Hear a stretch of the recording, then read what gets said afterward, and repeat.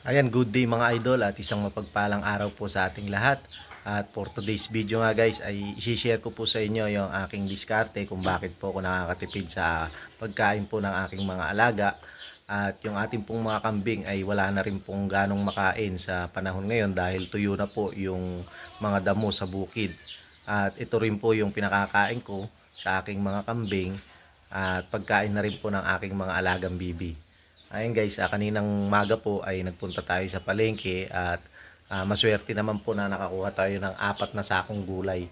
Ito guys yung mga pinagbalatan po ng repolyo. Yan guys mga repolyo, gulay bagyo.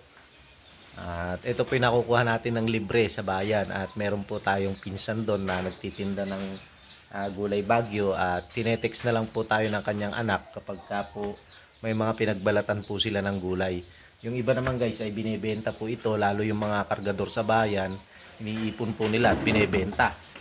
Ito guys Ayan, meron na rin po yung pinag-anuhan po ng Ayan, pinagtanggalan po ng ng repolyo. Ayan guys yung dahon po ng repolyo.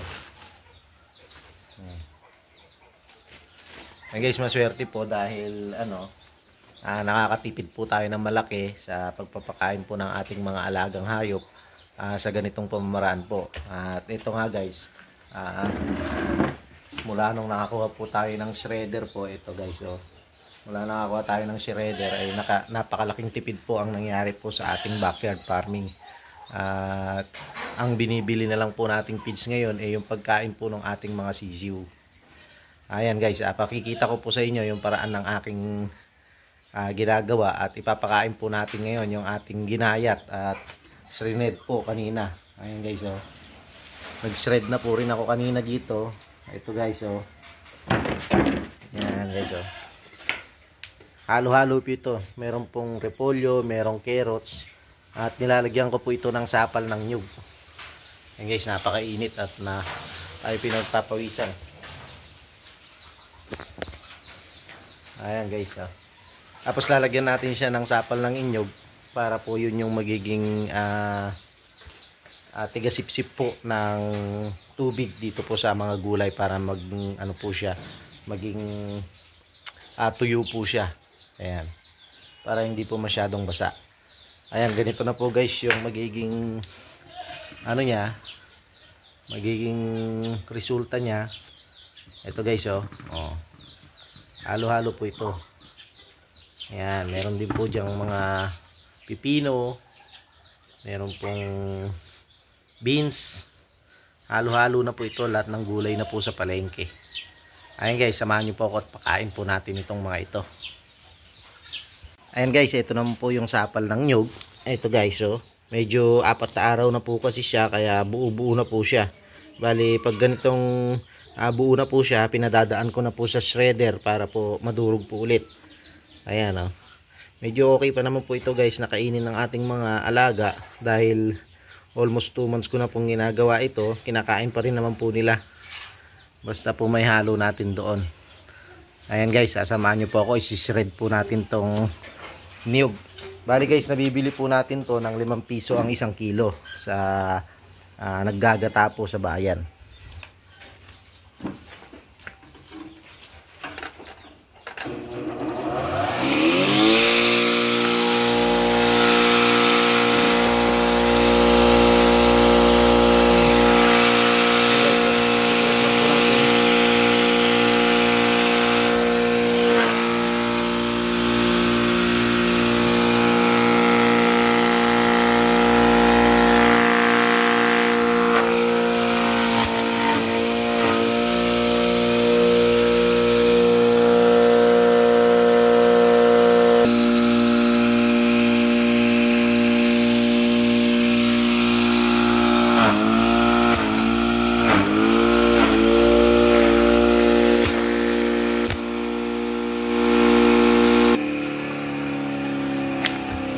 Ayan guys, ganito na po at halu-haluin lang po natin ito para po ma-mix po siyang mabuti. At ito na po ang papakain po natin sa ating mga kambing, pabo at mga bibi, manok. Ayan guys, tignan nyo rin po, i-share ko po sa inyo kung paano kainin ito ng aking mga alagang hayop. Ayan guys, oh. Ayan guys, ito po yung ating mga pabo, mga kambing. At ganito tayo guys magpakain.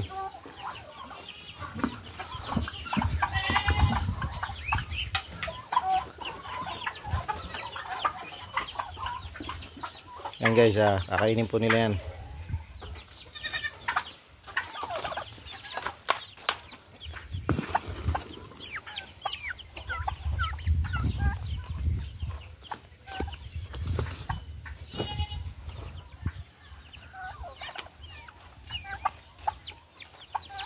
Ayan guys, pati po sa ating mga rabbit ay nakakatipid po tayo sa pagkain. Ayan o, meron pong mga repolyo po dyan na pagkain po ng ating mga rabbit. Sa pag-aalaga po at para kumita po sa pag-aalaga po ng hayop ay kailangan din po natin ng diskarte sa pagpapakain. Dahil pagka po feeds ang ating ipapakain sa kanila, totoo nga pong matataba sila pero hindi po malaki ang ating kikitain.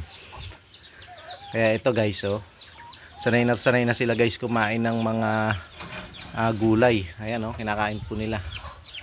Ayun pa yung ating mga bulugan na nakatali. Ayan. Ayan guys, oh. Nag-i-enjoy po yung ating mga kambing dahil dito po sa bukid ay tuyo na po at wala na pong damo. Ayan guys, oh, pati mga dayami. Ayan yung bundok, tuyong-tuyo na po. At wala pa ho kasing ulan dito sa aming lugar.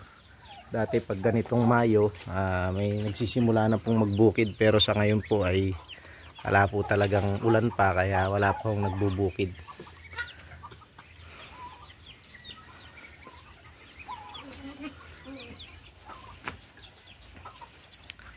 Yan guys, marami na rin po tayong mga bisirong kambing at ang mga kambing po natin ngayon ay may bilang po na 27 piraso. At lahi na po ni Kaijo yung mga ibang nating mga bisiro. Ayun guys, oh, medyo busog pa ho yung mga pabo natin dahil alas 4 pa lang po ngayon. Kaninang alauna po nung nagpakain tayo. Ayan.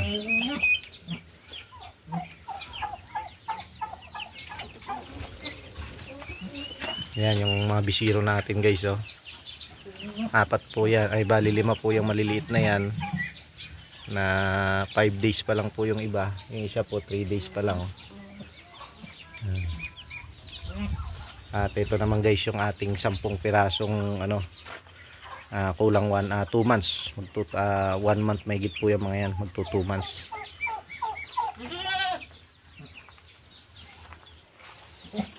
At yan guys, marami pa rin tayo naglilimlim ng mga pabo.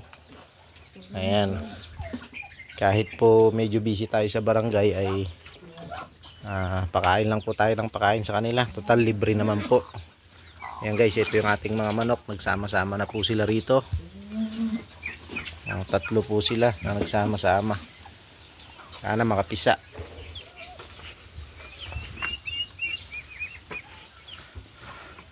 Ayan guys, ang kainaman lang po pag nasanay po sa organic na pagkain ng ating pong mga alaga ay malaki po ang ating kikitain.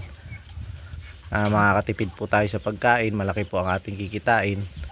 At ang kailangan lang po natin ay sipag lamang po. Tayo po mangolekta sa bayan ng mga pinagbalatan po ng repolyo at mga gulay bagyo. Kahit anong gulay guys ay kinakain na po ng aking mga alaga.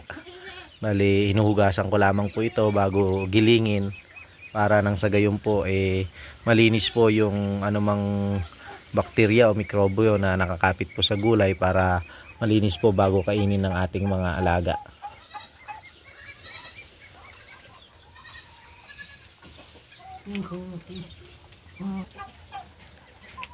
Ayan guys, oh, sa mga naghahanap po ng pabo, pwede na po tayong mag-out ng ating mga alagang pabo.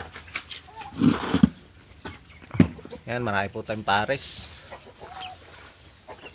PM nyo lang po ako sa aking Facebook, JR Agustin Maningas, at para po doon tayo mag-transact kung magkano po ang presyo ng aking mga pabo. Ayan, maraming salamat po sa nakarating po dito sa dulo ng ating video. Chinare ko lamang po sa inyo yung diskarte ko at pamamaraan sa pagpapakain po ng aking mga alaga. At sana po may natutunan kayo ngayon sa ating video. Maraming salamat po. At mas mainam po na makatipid tayo para malaki po ang ating ganansya sa pag-aalaga po ng iba't ibang hayop sa ating backyard.